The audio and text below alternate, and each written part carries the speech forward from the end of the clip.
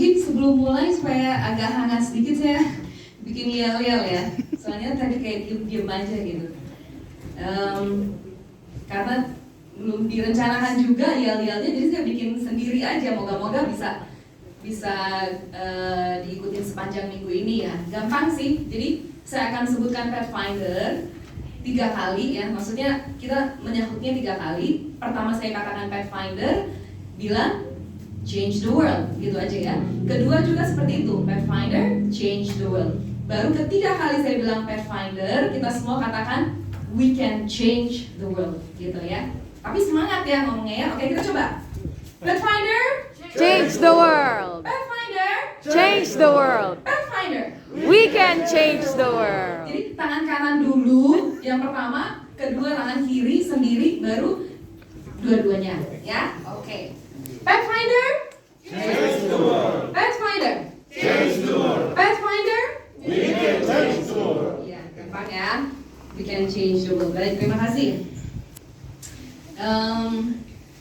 Terima kasih juga yang sudah datang pada hari ini, ya. Walaupun keadaan di luar sana macet, nggak tahu juga kenapa ya. Macet hari ini, macet di mana-mana.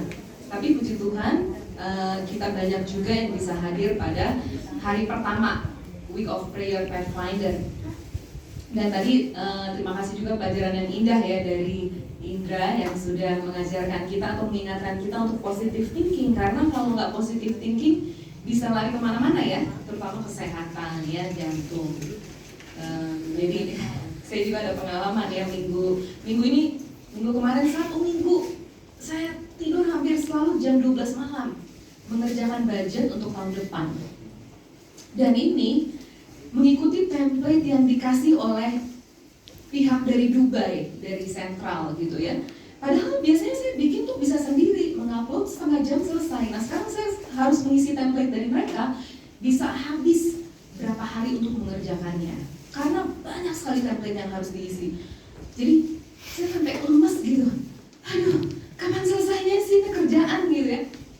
Dan bikin stres juga, sampai orang rumah tuh, ngapain sih stres-stres mama pekerjaan? Ngapain bikin template-template itu? Atau kasih tahu ke mereka, mungkin bisa memberikan masukan gitu ya. Jadi itu mungkin salah satu hal yang bisa kita lakukan dalam kehidupan kita sehari-hari. Kalau kita menghadapi problema dalam hidup kita, mungkin kita coba cari apa sih jalan keluarnya. Kalau memang nggak ada jalan keluarnya, yang Indra share tadi tuh bagus banget ya. Jadi kita bisa ya udah bergembira saja, memuji Tuhan gitu ya, berpengharapan seperti itu ya. Oke, baik. Terima kasih juga Jacqueline ya. Jacqueline.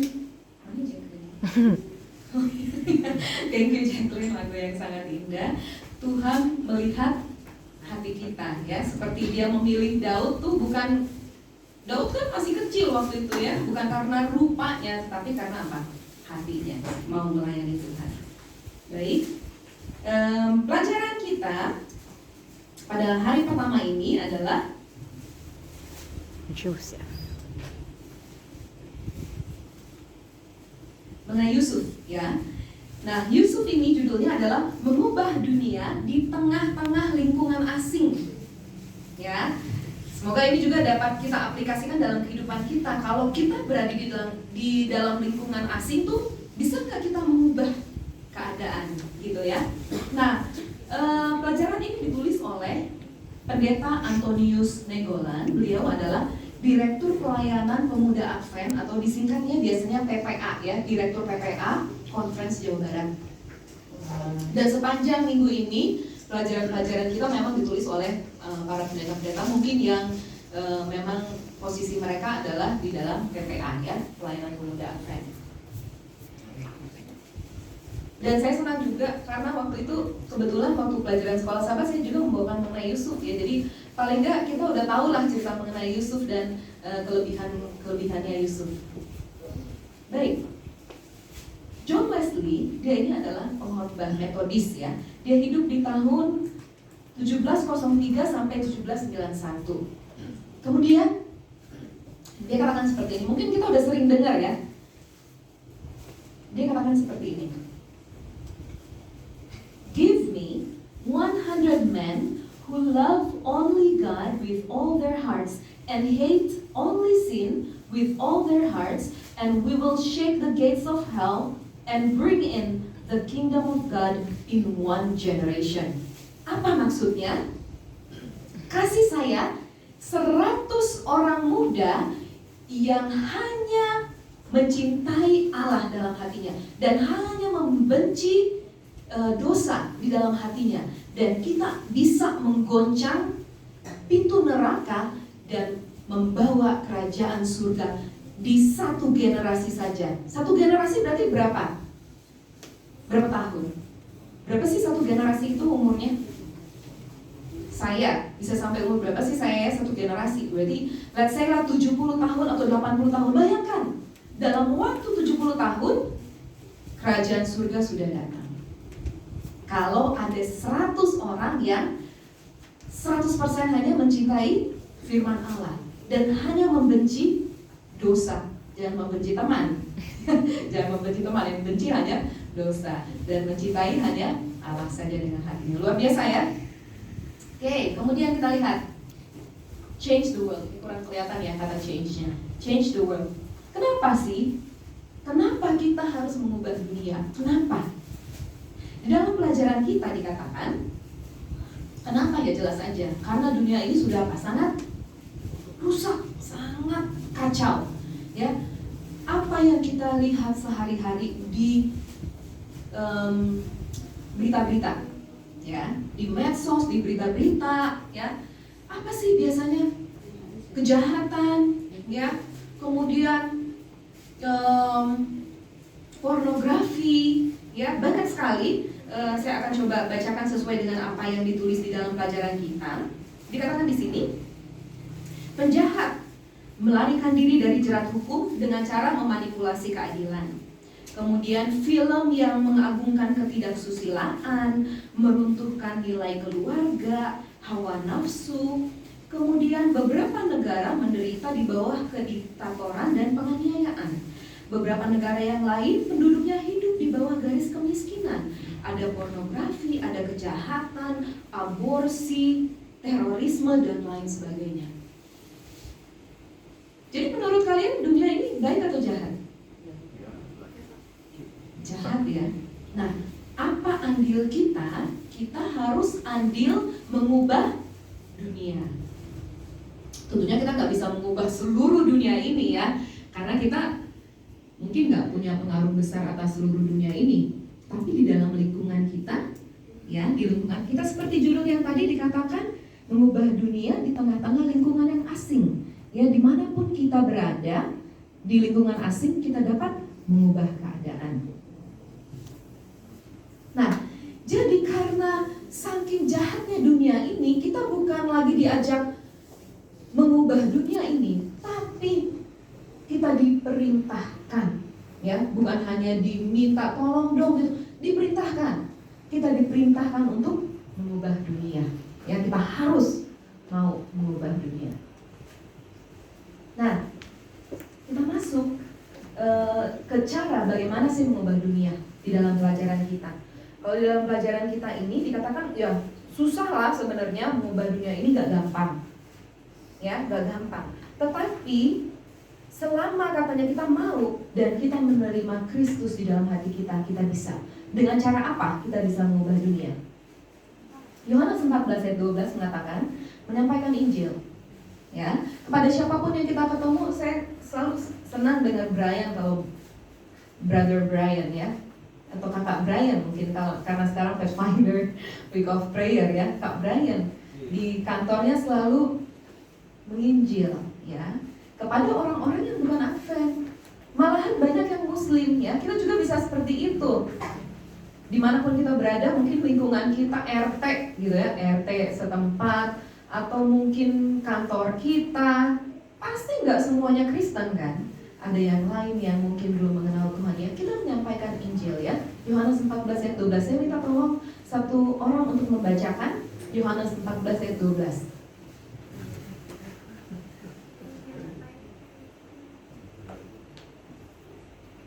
Kemudian nanti siap-siap ayat berikutnya. Kisah 1 ayat 8 ya. Jadi 2 orang nih. Kisah 1 ayat 8. Siap-siap untuk berikutnya. Yang sekarang dulu nih, Davin. Kayaknya udah dapat tuh. Yohanes 14 ayat 12, aku berkata kepadamu, sesungguhnya barang siapa percaya kepadaku, ia akan melakukan juga pekerjaan-pekerjaan yang aku lakukan, bahkan pekerjaan-pekerjaan yang lebih besar daripada itu, sebab aku pergi kepada Bapa. Iya, ya. Jadi kalau siapa mengasihi aku, katanya, ia akan melakukan pekerjaan-pekerjaan yang sudah kulakukan, karena aku akan pergi kepada Bapa. Kalian yang tinggal di sini, kalian ya yang melanjutkan untuk apa? Memberitakan atau menyampaikan Injil kepada semua orang. Kemudian apa lagi? Kisah 1 ayat 8 tadi. V kayaknya udah siap. Kisah 1 ayat 8, tetapi kamu akan menerima kuasa kalau Roh Kudus turun ke atas kamu, dan kamu akan menjadi saksiku di Yerusalem dan di seluruh Yudea dan Samaria dan sampai ke ujung bumi. Oke, ya. Kalau kita menerima apa? Roh Kudus, ya, kita akan menjadi apa? Kita akan menerima kuasa untuk bersaksi di Yerusalem, di seluruh Yudea dan Samaria dan sampai ke ujung bumi. Ya, siapa di sini yang sering bersaksi? Mungkin bukan bersaksi gimana ya, tapi gini loh. Dalam keadaan pada saat teman kita galau, ya. Kadang saya di kantor seperti itu juga. Dia curhat, aduh aku gini. Nah, saya saksikan. Oh, saya juga seperti itu waktu itu. Tapi saya melakukan ini, saya mungkin berdoa, baca Alkitab, selalu bergantung kepada Tuhan, dan saya bisa melewati masa-masa itu. Itu juga sudah kesaksian, ya. Jadi kalian bisa melakukan hal itu kepada orang yang membutuhkan kita punya nasihat atau membutuhkan memberikan kekuatan, ya, bisa kita lakukan itu. Oke, baik. Kita akan masuk kepada tokoh inti pada malam hari ini, yaitu Yusuf. Ya. Nah, tadi judulnya apa? Ada yang masih ingat? Mengubah dunia di tengah-tengah lingkungan asing. Nah, ini benar-benar yang Yusuf alami. Coba bayangin, kalian sanggup nggak untuk memerintah negara Mesir gitu? Enggak, ya.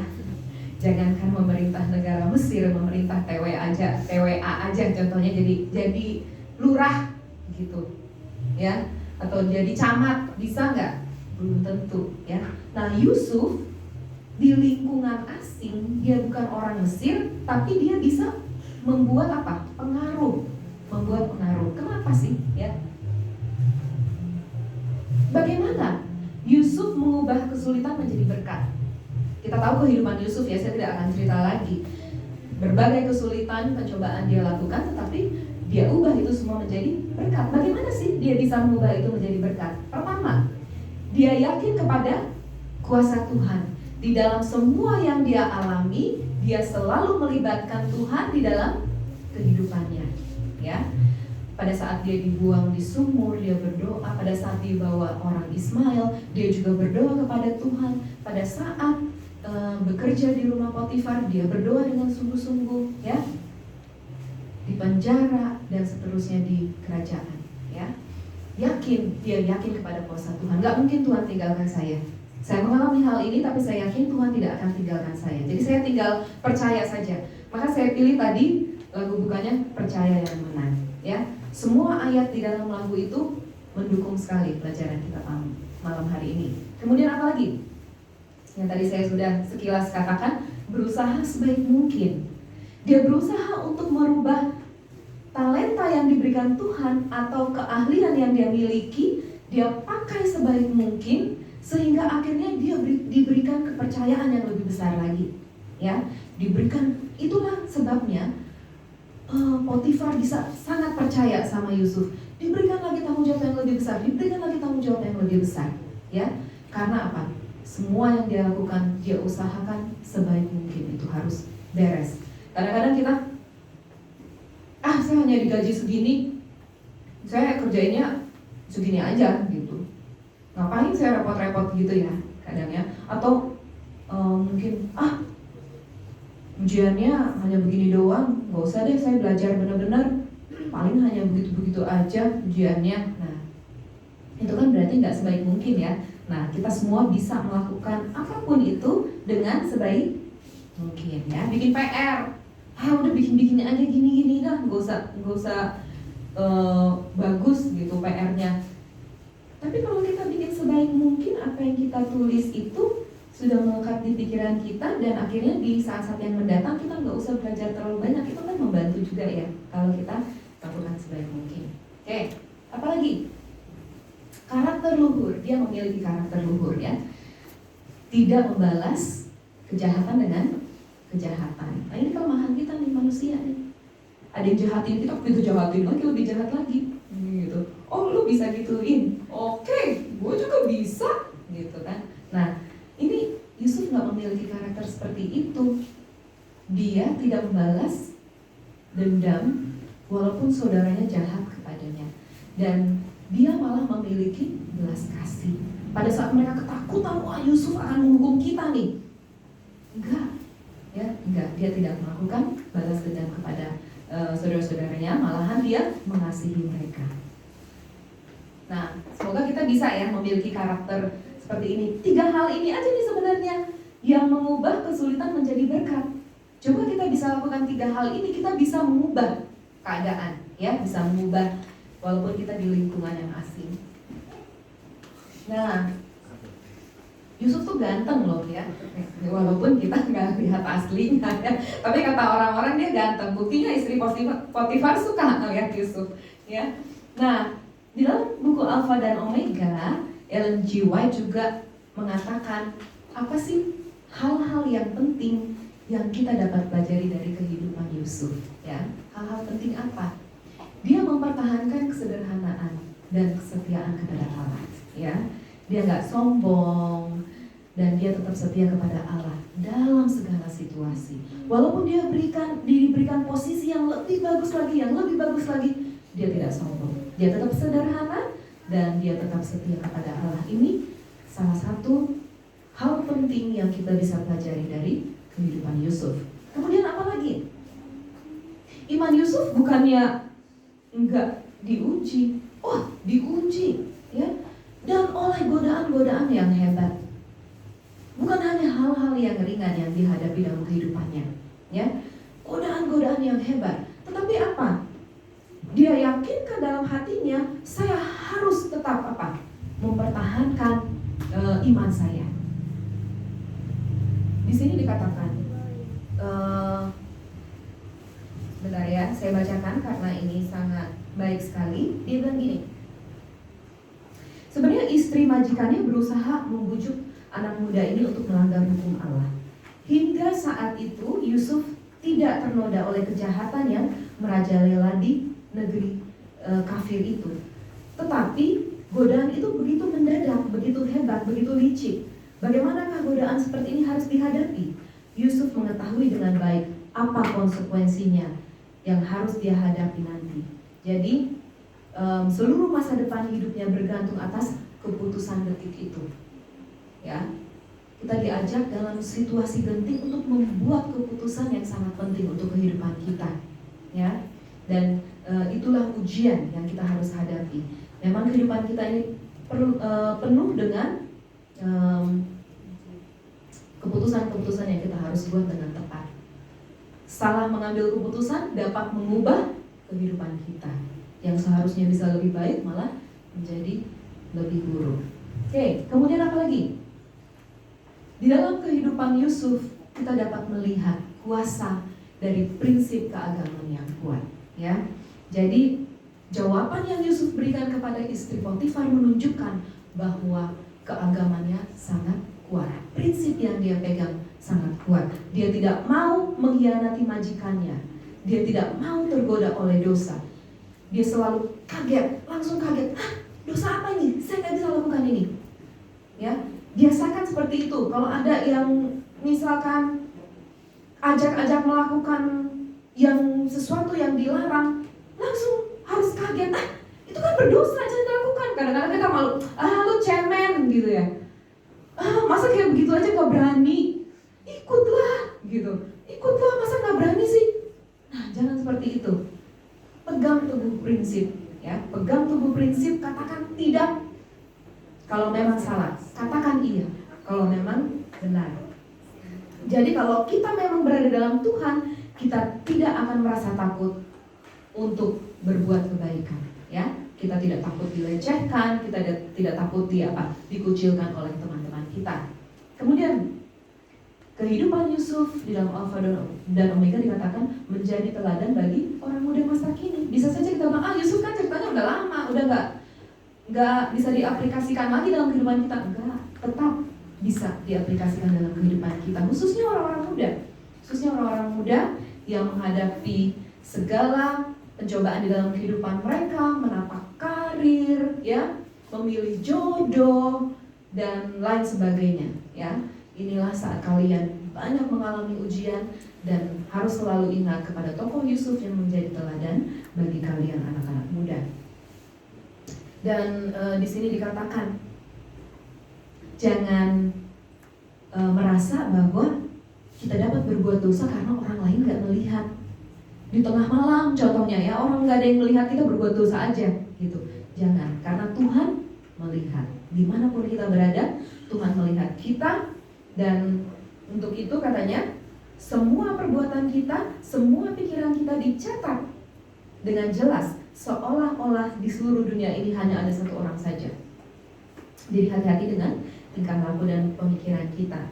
Untuk itu katanya sebagai orang muda, sama seperti Yusuf, dimanapun kita berada dan situasi apapun yang kita alami, kita harus bisa mengubah dunia di mana kita tinggal melalui menjadi berkat bagi mereka dan menunjukkan karakter atau tabiat leluhur seperti Yesus Kristus. Baik, sebagai kesimpulan,